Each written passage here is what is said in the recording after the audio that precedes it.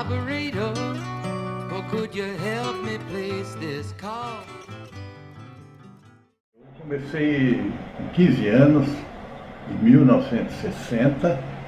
Na época era CTC. Nós tínhamos ali uma mesa, um PBX, duas telefones por som, operando uma mesa de 50 telefones. Eu comecei a trabalhar ali na Palácio Nereu Ramos. Era uma sala ao lado do Café São Paulo, né? E uma escada. Ela funcionava lá em cima, uma salinha onde ficava essa mesa. Nós tínhamos uma sala de jogos de snooker no lado, e embaixo de nós tinha a casa pernambucana. Era um garoto de recado, como chamava, onde eu fazia entrega de fonogramas. Fonogramas é uma espécie de telegrama escrito, né? À mão. A telefonista recebia um recado de um assinante qualquer, e eu levava esse recado para quem não tinha telefone. Ali da Praça Nereu Ramos, nós fomos então para a Floriano Peixoto, na frente ali da Santo Ângelo, o pessoal do. E na Floriano Peixoto, aí ela teve uma agência bonita, né? Era uma sala ampla, havia bancos, assento para o pessoal ficar aguardando. A sede do Sindicato dos Mineradores era na frente ali, daquela Floriano Peixoto, e a gente pedia a ligação e demorava, então a gente descia a escadaria e ia lá, ficava na frente das telefonistas para ver se eles apressavam. Nos meados dos anos 50, Criciúma ainda tinha o setor de telefonia, telefonia manivela ainda. E o pai, então, como presidente da SIC, começou fez um movimento junto com alguns empresários para se criar uma sociedade no que diz respeito à fundação da Companhia Criciumense de Telefones. Aí se uniram praticamente 150 participantes, eram 150 cotas. E na última viagem que o pai fez naquela ocasião ao Rio, eles compraram adquiriram para Criciúma. Era uma central telefônica, se eu não me engano, Ney, era para 500 números. Ali, quando eu trabalhei ali, eram 3 dígitos, né, que tínhamos. E eram bem poucos assinantes. Quando ligavam novos telefones, daí já era 4 dígitos. É uma história longa, porque o meu pai era técnico da Telesc, lá em Aranaguá. Só que daí no oeste catarinense não tinha telefone. Aí ele ia para Joaçaba para montar a central. Eles eram obrigados a me transferir porque eu era de menor, eles não podiam me deixar. Então eu passei por Joaçaba, Xaxim, Xanxerê, Chapecó, São Miguel do Oeste, Dionísio Cerqueira. Entrei como estagiário em 1973, em Florianópolis. E aí depois passei como funcionário, já antiga Cotesc, e depois fiquei já na Telebrás, na Telesc, né? Aí vim para Criciúma em 1974. Existia a área de redes que fazia as implantações de rede, mas era tudo difícil, porque na época não tinha, era uma telefonista que interligava, poucos telefones tinha na época, né? Uma ligação demorava um dia, muitas vezes, para São Paulo, para lá, ou mais. Demorava muito, principalmente no horário comercial. Nós começávamos na telefônica 10 para as 7 da manhã e as ligações, os pedidos já estavam acontecendo. Então, 8 horas, 8h30, quando começava mesmo o horário do comércio, aí aquilo tudo sobrecarregava que nós não dávamos conta. Às vezes, um dia ou 2 depois, e a gente tentava, nós tínhamos 2 circuitos para fazer essas chamadas. Muitas reclamações. Aí ele vinha reclamar, o meu tempo, não venceu ainda o meu tempo. Aí a gente dizia para o cliente, não há tronco disponível, senhor. Vamos tentar em tal hora. Tinha uma nova tentativa e era anotado no bilhete. E ficava no escaninho, cheio de escaninho, a mesa enorme. A prioridade era a morte, para avisar.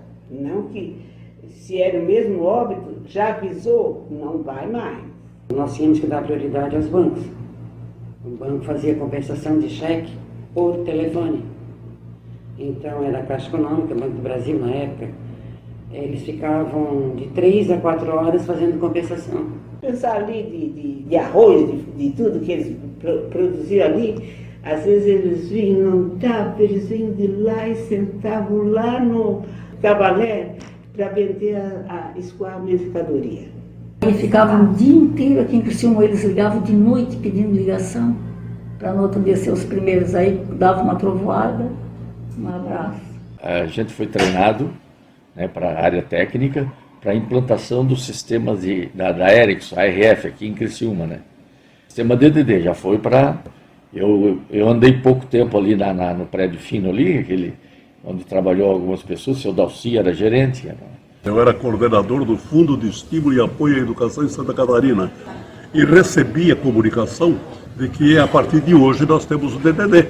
Você tira o telefone do gancho e faz os números no disco que vai dar a ligação que você pretende. Inclusive interurbano, eu fiquei louco. Então, com a implantação do DDD, começou a ampliação, as vendas de telefone, e era um processo longo. A central telefônica estava pronta, mas tinha que expandir a rede, vendas, enfim, né? E eu liguei para quem? Para minha sogra em Criciúma. Aí eu recebi um memorando pedindo para comprar um cadeado para colocar no disco do telefone. A gente sabia que quando saísse o DDD, ou assim, não ia precisar da telefonista, a gente iria perder o emprego, lógico, é óbvio, né? Está todo mundo desempregado, eu lembro que eu pensei isso, todo mundo vai perder o emprego. Como a gente era concursado, o que a Telesc optou? Transferir nós para lá, ela não colocou, não demitiu, né? E quem não quisesse mesmo, ela iria demitir.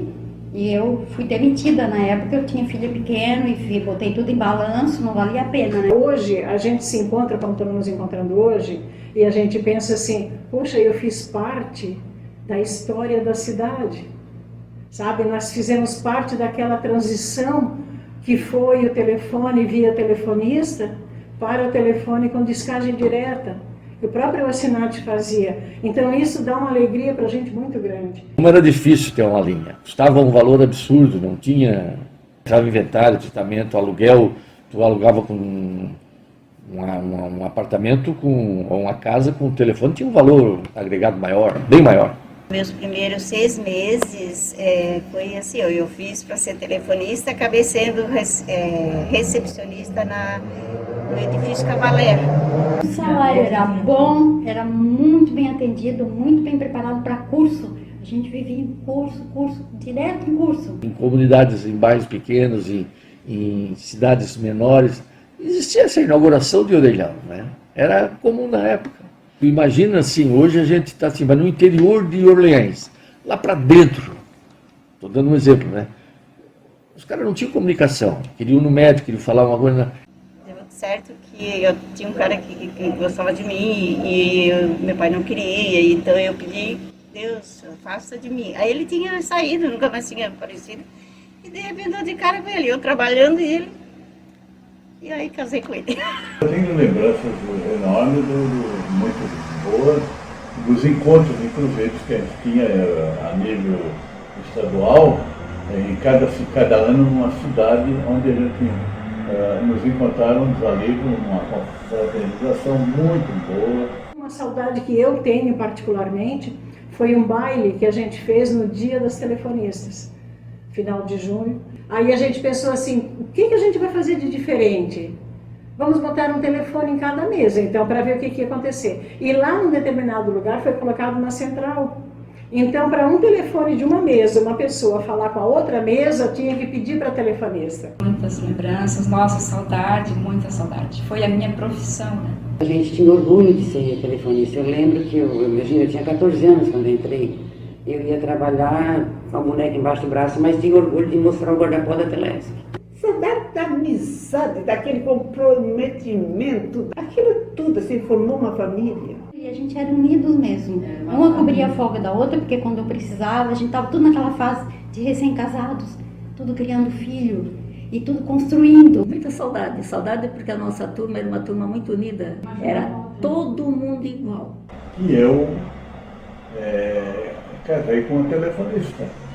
E agora estamos completando, já completamos 51 anos de casado. Na verdade, a Telesc foi uma mãe para muita gente. Ninguém pode se queixar da Telesc. Isn't that the way they say it goes?